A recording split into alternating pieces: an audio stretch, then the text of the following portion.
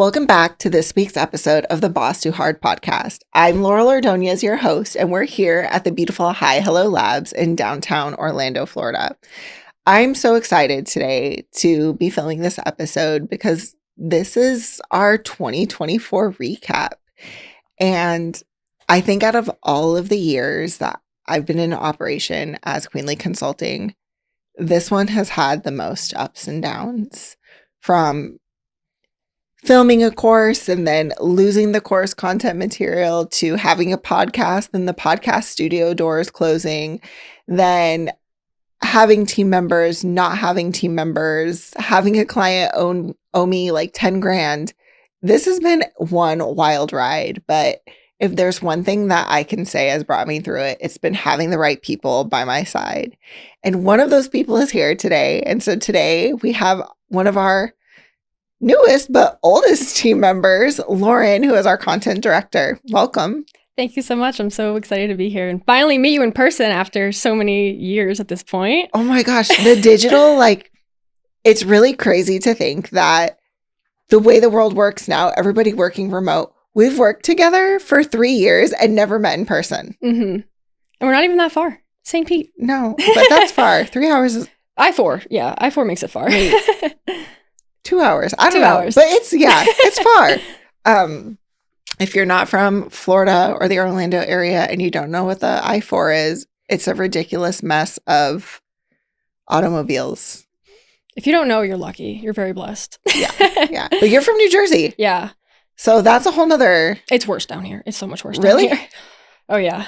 Okay. Well, I have heard Florida drivers are the worst. Mm-hmm. So, Lauryn, we have been doing so much brainstorming on what it's actually going to look like to operate as Queenly Consulting in 2025. And I'm really, really excited to have you be part of it. Me too. But you actually started out as a client. Gosh, you've been with me for a little bit over a year now, right? Mm-hmm. But before that, you were How Fit Feels. Mm-hmm. So I love that you are transparent in your journey. And I know that there were a lot of lessons learned. And so a lot of people talk about starting their business, but not a lot of people talk about stepping out of their business, which is what you did. Mm-hmm. So I don't even know all the details. So tell me a little bit about the start of the business and kind of how all that came together. So the start of the business, it was different because it wasn't like I started it from scratch. It was the previous owner of a company that I worked for who decided she was going to step down. She was going to hand everything over to me. It was a very quick transition, and I was very naive. I was just about to turn 25 and had no business experience. I just saw what she had done on the back end, said, yeah, that sounds easy. I can do it. And I think the biggest challenge was just the clientele, the audience, versus myself. I think that's what made it the hardest. And in that transition period, if all of those clients did transfer over, it would have been a lot easier financially to keep it going. However, that's just not what happened. And again, I didn't resonate with the clientele and vice versa. I tried my best, but there's only so much you can do to relate to, especially with fitness, with weight loss. Weight loss is such an emotional and mental journey in itself. And there were some things I could relate to being a personal trainer, being interested in fitness and health for so many years now, since I was like 14. So there are things I could relate to with them but there are so many things that I couldn't, because most of these clients, they were in their 40s, 50s, somewhere around that age group. And so going through that for a year, it was very challenging. It definitely taught me a lot about business. Felt like I got an MBA in a year, for sure. Life experience will do that for you. Oh, yeah. But still, didn't have a lot of the business knowledge I wish I did going into it. Didn't have quite the skill set to run a business and just really know how much it took, because I wasn't just only running this business. I was working 2 other jobs just to pay the bills. Like, I was not really I was taking very small owner draws every month just to pay my bills. So it was that in itself, running that business was a full-time job. And then 2 other things on the side. It was just, I was spreading myself so thin for so long, and that's what ultimately led me to decide I can't do this anymore. Like, it's not bringing me joy. It's not even making sense financially, and I'm still paying for that now, quite literally. Good old business credit. Oh yeah. So yeah, just definitely a lot of lessons learned. Like, I'm still grateful for the experience, and I still one day want to do my own thing. I've always had a very entrepreneurial spirit. I talked about it with my boyfriend before, and he's like, I don't think you're ever going to be fulfilled until you do this thing that's been on your heart for so long. And this time I'm going to do it my way. And I think I know that it'll attract the right audience, and it'll feel so much better. So my question for you is you were in that space of things feeling really, really hard for a year. Yeah. Was there a point in time where you realized like this is going to be harder than I thought? I think at the end, like about 8 or 9 months in, part of it was also, again, I just didn't like the way things were going with the program. So I wanted to try, okay, let's do it my way and see if that, brings more life into it and makes me feel just better about the things I was trying to put out in the world. But that did not resonate with that audience at all. And about 2 months into that, I was like, all right, this isn't working. It was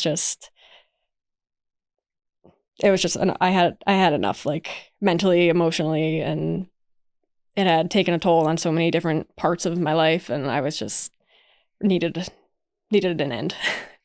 I think it's something that a lot of entrepreneurs work through.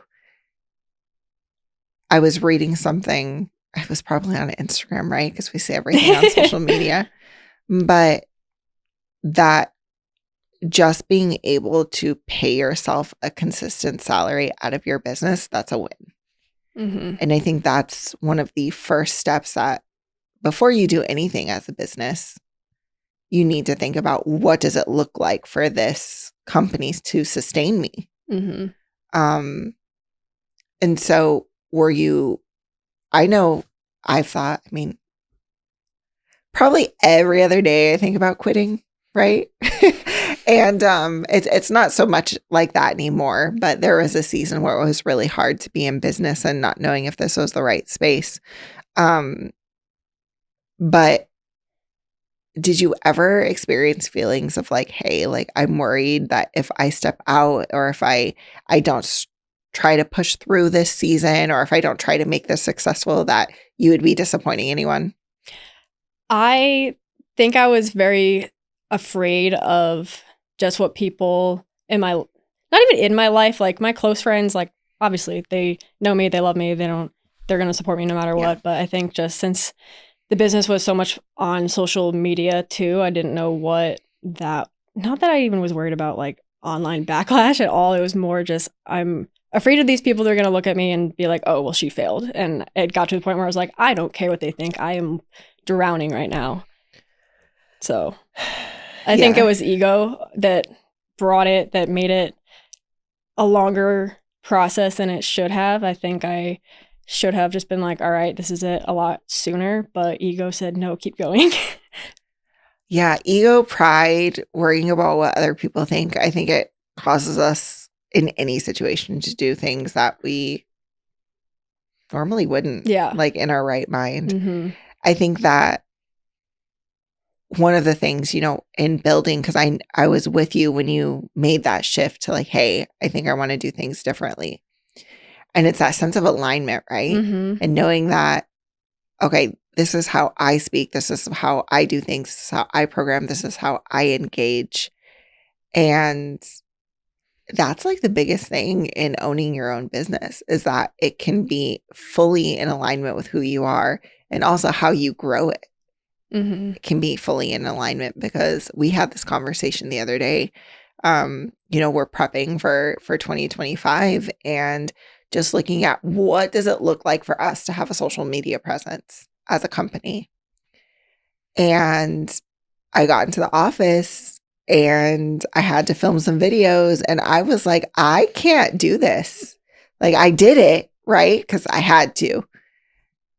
But when I showed you the videos, you're like, yeah, you can tell this was not something that you wanted to do. Mm-hmm. And so when you look at how you would have wanted to grow your business different, or how you would have wanted to do things differently, if you could have had it anyway, like what would that have looked like? I think just the program itself. When I went in there, again, it was very focused on weight loss, and which is fine. That's part of fitness. And I was trying to get these women to just live more balanced, think about more like making healthier choices, exercising more. It was very much about food. It was nutrition coaching and everything. But I tried there to be more of an emphasis on exercising and even just the mental aspect too. We did calls every week, and I tried to focus those just on, the mental and emotional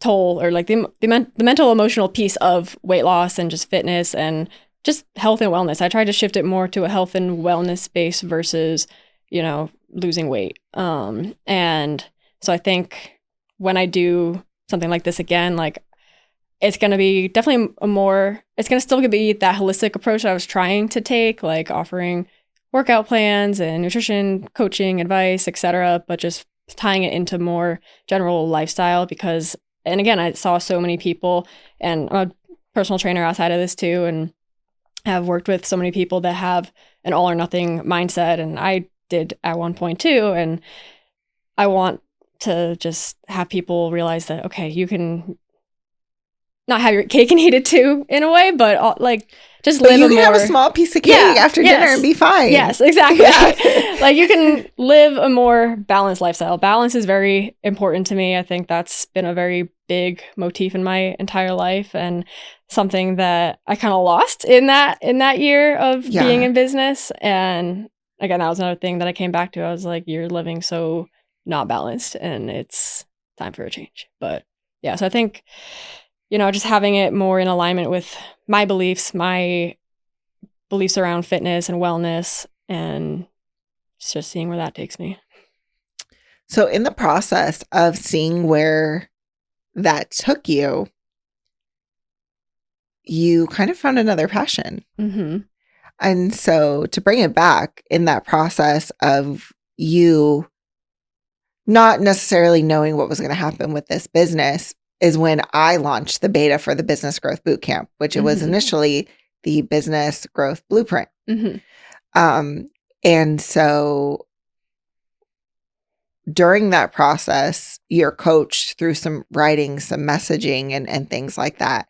And something that was there that was just dormant reawakened. And so tell us a little bit about that process and that new passion that was kind of sparked. So when I was ending my business, I was looking for a remote job. I really was enthralled with the idea of just, the more flexibility in remote work. And so I was looking up different avenues of which way I could go, and copywriting came up. And I was like, oh, well, I've always loved writing. I wrote a lot more as a kid or teenager, whatever. And so dabbling in that and asking you about it, you asked me if, that's something I would like to explore more. You had some courses I could take, and so I did, and I was really nervous the first time I sent you any of my copy, and I was so shocked that you were like, oh my gosh, this is actually really good. And I was like, what? And it was like, okay, maybe this is something I can do. And like, it's something that I enjoy, and I definitely needed to have some joy sparked in me in that point of my life too. Yeah, it was really cool. So I saw when you were going through the Business Growth Bootcamp, when you had to write your copy for your landing page, right? I could see that there was some talent there. And I hate writing. I love being creative. I love strategy, but I hate the actually sitting down and writing. I'll do it when I have to, but Mm-hmm. But when you said you were interested in that, and I knew you, and I had a feeling that I could trust you, I'm like, wait, if I know her, I like her, and I trust her, like I can hire for attitude and we can train for skill because you were already interested. And so it was such an easy yes for me to be like, okay, well, let's make some small investments and let's make this let's see what this could look like. And you took on the challenge. Like, I've never seen someone take on a challenge. And I'm like, oh my gosh, she captured my voice. She understands the program. Like, these emails are formatted so well. I was, you don't know the weight that was lifted off of me when I got back quality content. And that was it for me. It was like, I don't think I will ever operate my business without somebody that can help me write content ever again. And so now you've got a lot of different projects that you're working on with Queenly. You are transitioning into this role that we're really building for you, which is content director.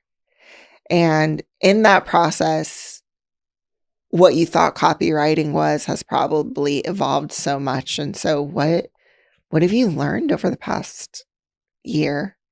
I think, and to go back to like when I was first learning about it, what really sparked my interest, all the trainings I was doing, they were so based in psychology. And I am such a huge psychology nerd that I was like, I love this. I get like seeing all of these, how you can advertise using emotion and all these different things, like tying it into psychology. I was like, this is really cool. So learning, I guess, just more about what copywriting was, like not just, writing descriptions for products online. Like it's everything, it's web pages, it's emails, it's social media, anything that's out there designed to sell something, or maybe not even to sell something, just to like have a description for different organizations and businesses in general. It was like, wow, this is such a huge world and such a large like pool of industries that you could work for and with. So that really excited me too. Like when I was doing trainings, the woman that was doing the video, she said, you're in the beginning, you're gonna have to do a lot of copywriting for industries that you might not love, but it's practice. And then when you get more experience, like you can start really searching out for those industries that you love. So I was like, okay, that sounds really cool to me too. And so getting all the experience that I have so far, like, we've worked with so many different kinds of companies and organizations. Yeah. I know a lot about roofing now. Oh my God.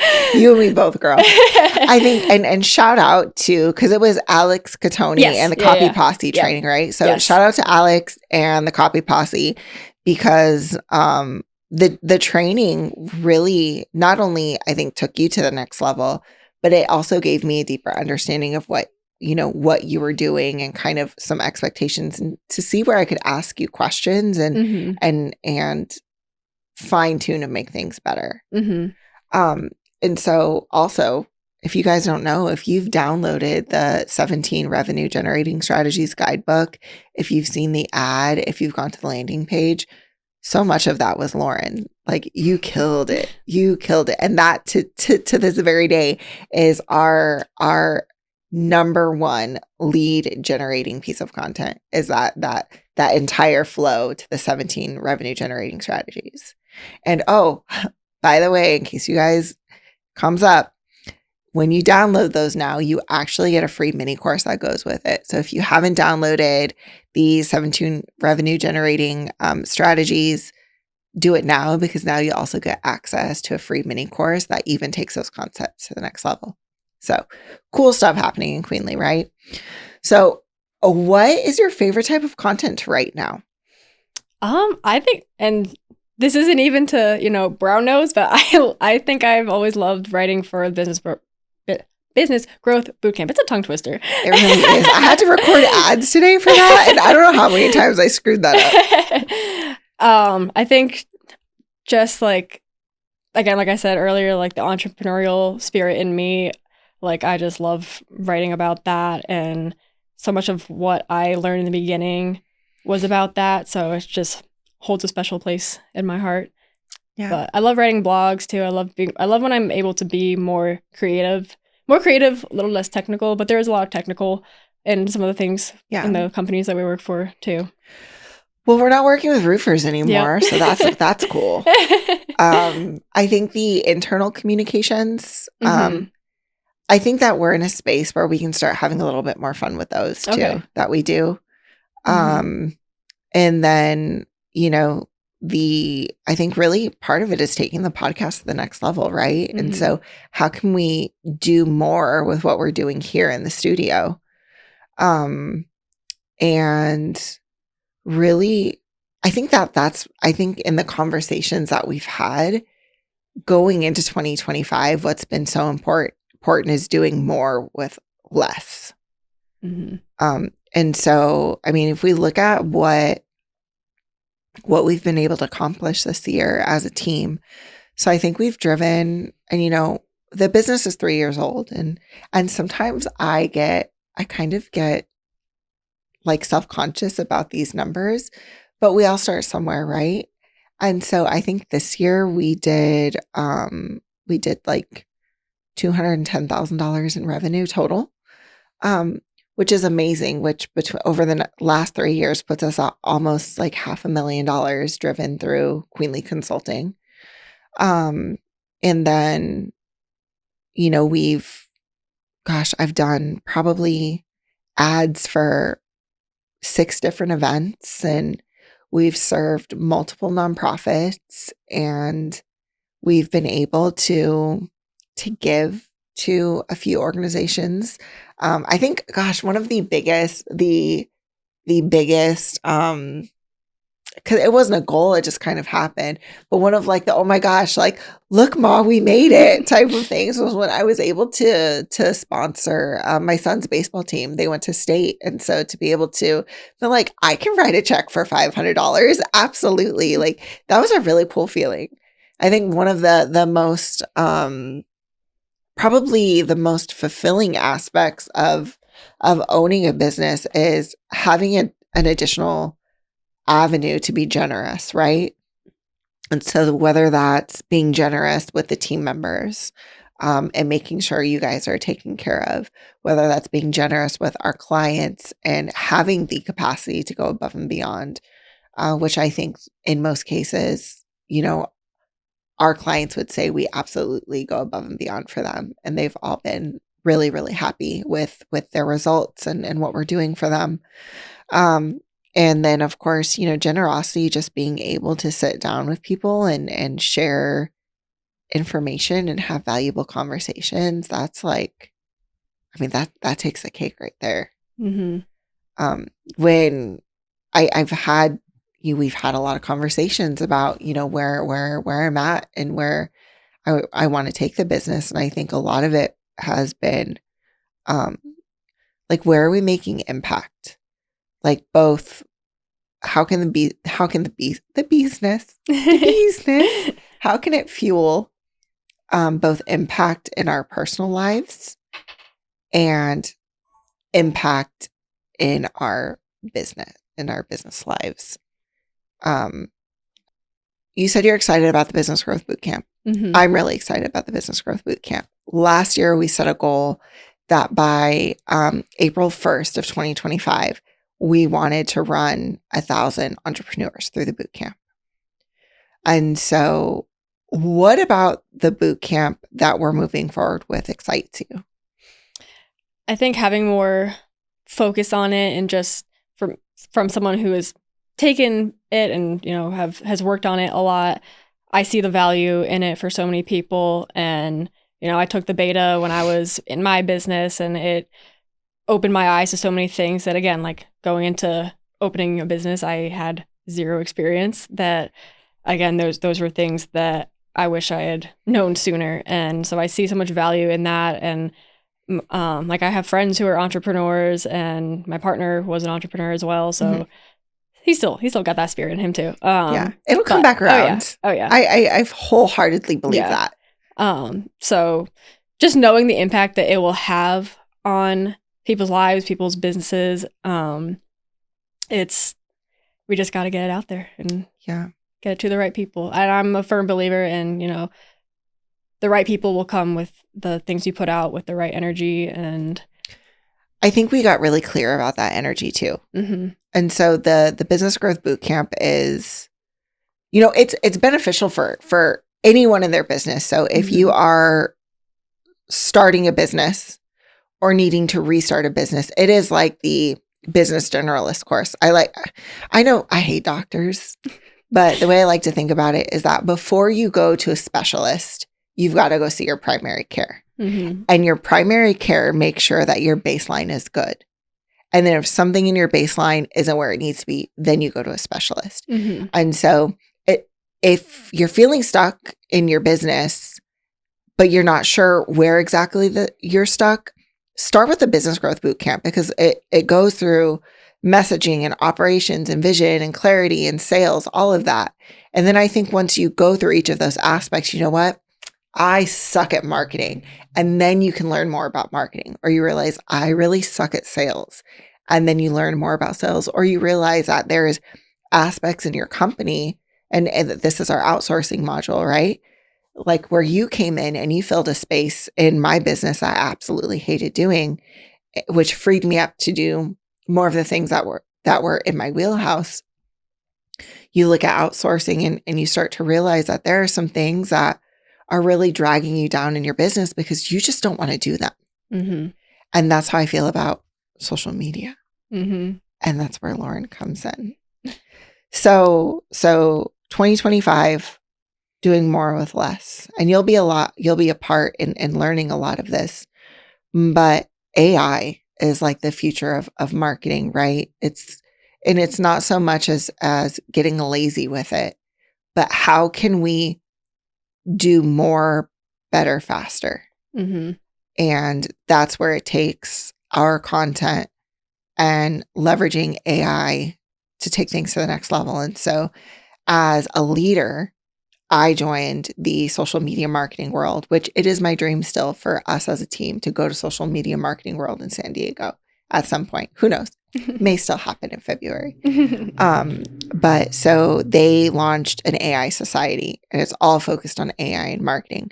So I know that we're working with ChatGPT right now, but we will be making that switch to Claude. I've learned a lot about Claude, and it's just what's the word I'm looking for? More humanized.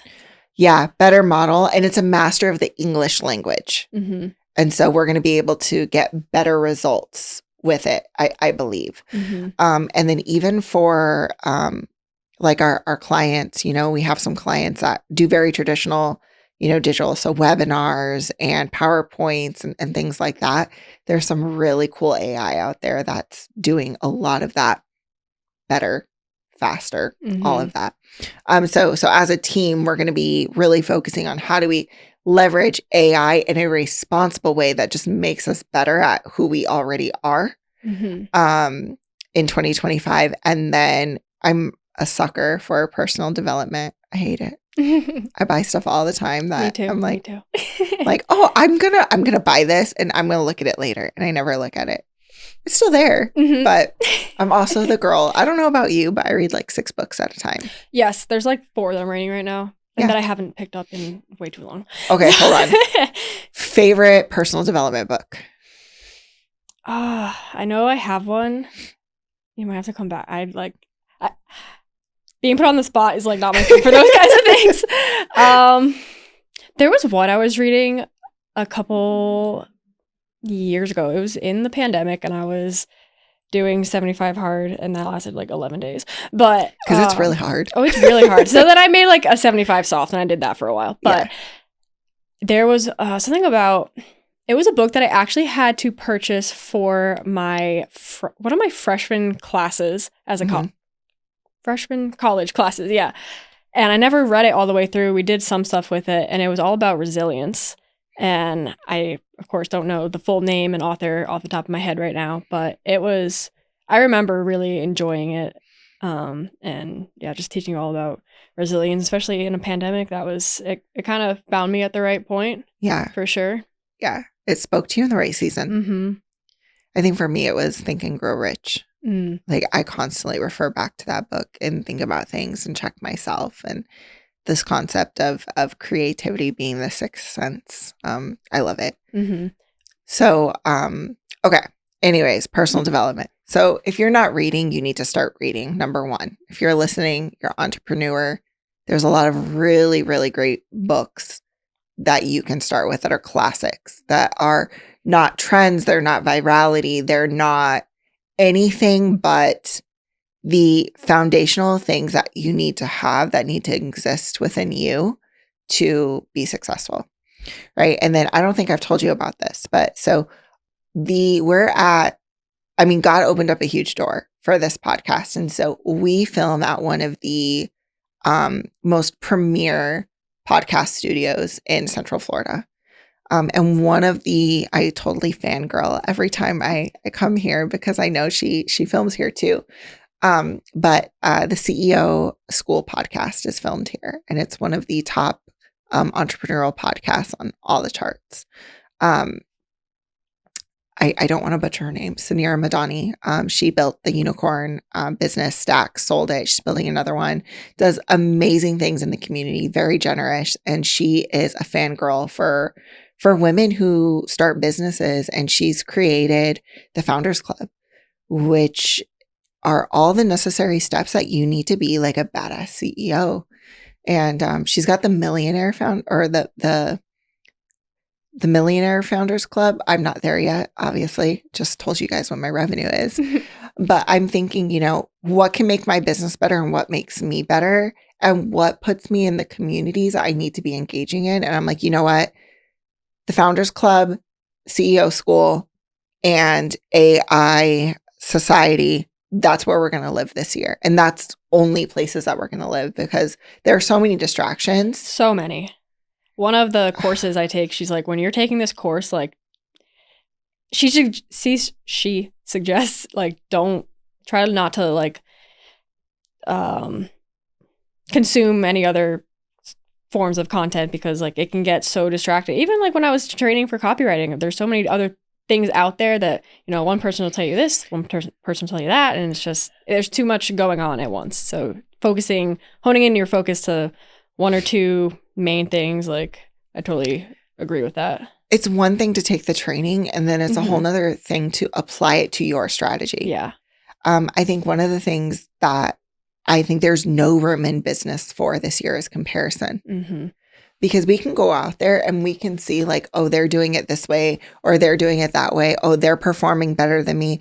But the reality is so many people are focused on social media, and I get it. Social media is a big deal when it comes to marketing and growing your business. But there's a huge difference between being an online business and having a business online. Mm-hmm. Right? So Queenly, like we had a business online, but having the digital course kind of pushes us into that online business thing. So it makes things look different. So for this year, you're going to be in charge of the Business Growth Bootcamp. Of course, we're collaborating, making content. That's what tomorrow's all about, right? Mm-hmm. But really honing in on the Business Growth Bootcamp and who that's for. And I really had to search my heart for this and think about, what are business owners facing? Like, who am I creating content for? Because if you're creating content for everyone, you're not creating content for anyone. Mm-hmm. Like that's just where it's at. Not everyone is going to resonate with everything that you post. Yep. And so one of the spaces that I'm really passionate about, and I think that I shine really well and where my expertise shines, is speaking to that mom who wants to have a successful business, but also wants to be a rock star wife and really attentive mom. And she's not experiencing that in her 9-to-5, and she knows she can do it in her business, but she's not sure how to get there. And so I really want the Business Growth Bootcamp to pour into women who are ready to make that move, but they make that move knowing that they've got to replace their income. And so really, how do we get you to the point where your business is, you're running your business, you're not running you, and you're at a point where you're making enough money to where your business is an asset to your family and not a distraction. I think that's really, really important. Mm-hmm. And so If you want to learn more about the Business Growth Bootcamp, you can go to thebusinessgrowthbootcamp.com or check out queenlyconsulting.co on Instagram. The second piece is really just owning in our nonprofits. I think that there's a lot that goes into nonprofit marketing, and you can really get deep into storytelling. And I mean, nonprofits need to see the ROI. They need to see the donations. They need to, as someone who is serving a nonprofit organization, not all of them are operating from scarcity, but the reality is that so many of them are donation based. Mm-hmm. So what you're putting out there has got to bring in results. And it doesn't have to be social media. There are so many other ways to grow. It's networking, identifying speaking opportunities, sending out the right emails, all of that. And so really being really good at what we do for them. And then the third piece is where I'm going to be stepping in, and that's where I shine, and that's the fractional CMO. And so stepping in for fractional leadership for companies, and building processes and systems and training teams and unifying people, sales, marketing, removing that wall that's between them, unifying them with, this one voice approach that we're developing, to really allow organizational cultures to shine and be profit driven and people focused, and really see results in their marketing versus everybody just kind of throwing up things and not being on the same page. Mm-hmm. And if that's your wheelhouse, check me out on LinkedIn, because that's where I'm going to be focusing on that. So that's 2025. Yeah. It's exciting. It's a lot. Is it? It's like a lot in a good way. Like, it's a lot of excitement. There's going to be a lot going on. I think that there's just a lot to be excited for. I feel that. Like, when we made this shift, it was a whole body yes. Mm-hmm.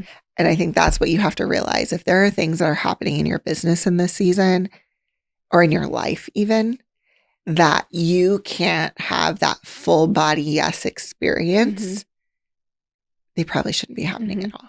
I'll make this G-rated, but if it's not a heck yes, it's a heck no. Yeah, you can say hell on this podcast. Okay. Well, I was dimming it down from something else. Yeah. Sometimes we say shit, so it's fine. Cool. Well, Lauryn, thank you so much for being here. Thank you so much for having me. I'm so excited for what's to come, and so thank you so much for tuning in to this week's episode of Boss Too Hard. If you have found value in this episode, don't forget to like and subscribe. And if you really loved it, screenshot, copy the link, and share it with a friend. I will see you next week.